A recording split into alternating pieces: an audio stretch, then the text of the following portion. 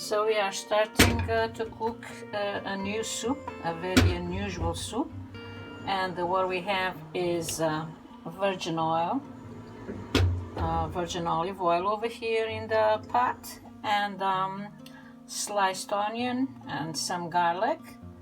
And now we're gonna wash the green beans because we're gonna have green beans in this soup. Okay, so these are the flat green beans. Okay, those are the ones I like. I feel they have more flavor, or maybe because they remind me of my youth. Okay, so this is the soup we're gonna start cooking.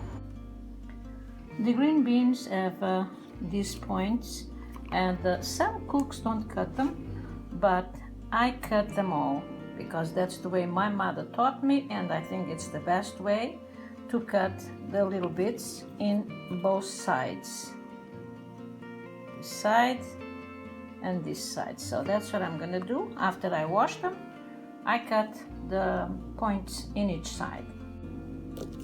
I put them all together like this, and then I cut them so it's faster. So now, instead of cutting them, I'm gonna break them like this. Okay, this is the size I want, and I'm gonna break them now like this. Okay, and if they are really fresh green beans, they cut really nice. Okay, you hear like a pop.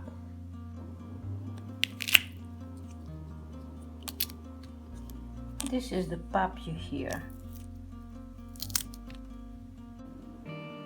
So this is the green beans look now. Okay, cut by hand one by one. Okay, so I have this little bit over here, but I'm gonna take care of the onion, the garlic, olive oil, and a laurel leaf, and after that, that's when I start cooking these leaves. I also remove this little bit over here, and at the end, or any sticks that might be attached to, because they say it's poisonous.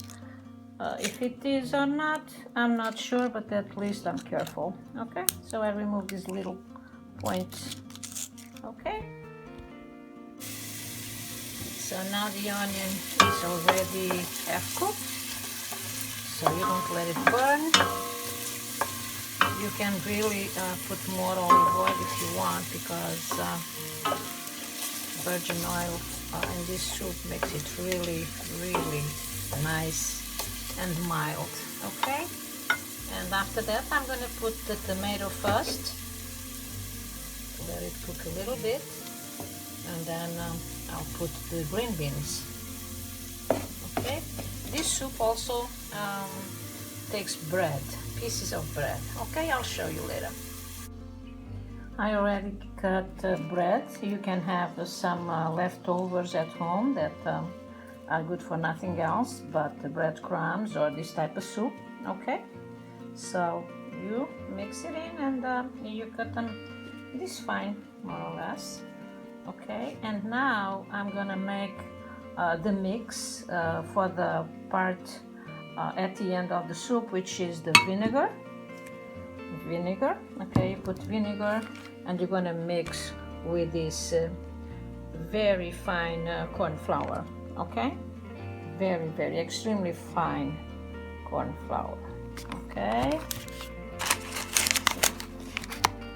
so that's what I'll do at the end. Okay, but we still have to put more things like some pepper and some spices. Okay, so you could also include, if you have in the house, a little bit of chorizo. Portuguese or Spanish chorizo would look nice over here, or even if you like a little bit of lard, also looks good. Okay, so let's cook the tomato, and then you put the green beans and some white wine, and then a little bit of boiling water. Okay, so it starts making the soup. This is the way it's starting to look. I already mixed in the white wine and pepper, white pepper, and also sweet pepper, paprika, and of course salt. And now we're gonna let it just cook for a while until it's soft, and then we might add some more, a little bit of water. As a matter of fact, I didn't add any water yet. It's just based on the white wine. And then we'll put the bread when the green bean is really cooked. You have to taste it to see if it's cooked the way you like it. Okay. This is the way the mix of vinegar and fine corn flour looks.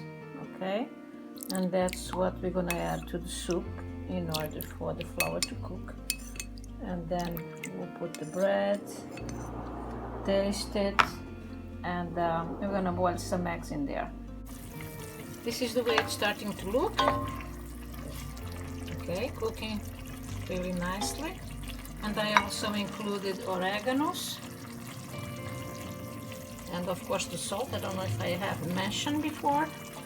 And if you feel that the soup is too acid for you, you can also, because of the tomato and because of the vinegar later on, you can also put a little bit of sugar, a spoon or two. Okay, so I'm getting ready for my final product. The mix of vinegar and corn flour made it a little heavier, not as liquid, and so you can include more boiling water if you want, and keep tasting it to see if the green beans are cooked, if you like the taste. Okay, I already removed the bay leaves, and at the end you can also include, if you like, fresh coriander, and that will give it a nice fine taste. This soup also can be boiled or cooked for a summer meal, like a cold meal. This goes well when it's cold. Okay, so those are my ideas. This is really a country soup for my region in Portugal. This soup can also be eaten as cold because it's good for summertime. You can also have this soup hot or cold because it feels really good on summertime, the taste of the acid, the vinegar. So you can have it cold or take it for a picnic after you put the bread and the eggs. Okay, let's continue. Almost done. I already tasted. Tastes beautifully. Green beans are soft, so it's time for the bread.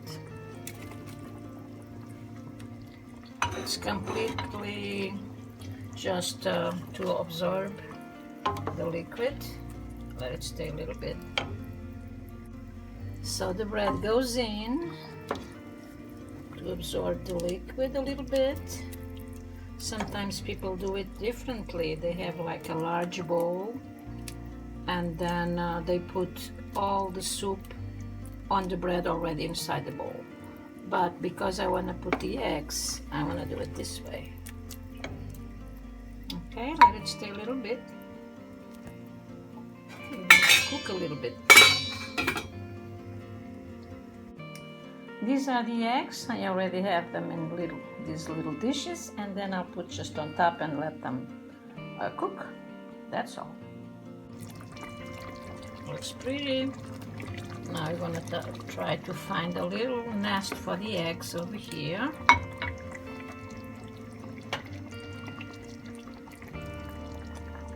And the first one goes in.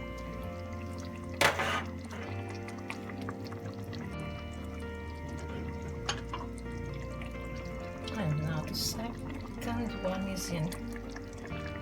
Since it's just for me, I only put 2 eggs, but if you have more family members, you can put as many eggs as you want, okay, or 1 per each. So this is the soup. Now we let the eggs cook and it's done.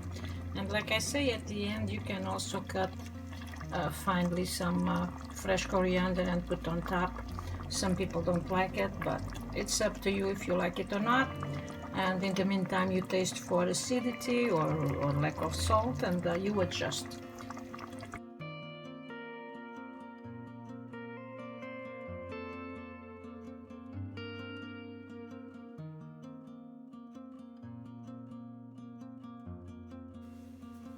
So my country soup, tomato based and green beans, is done. So the last thing to do is eat it.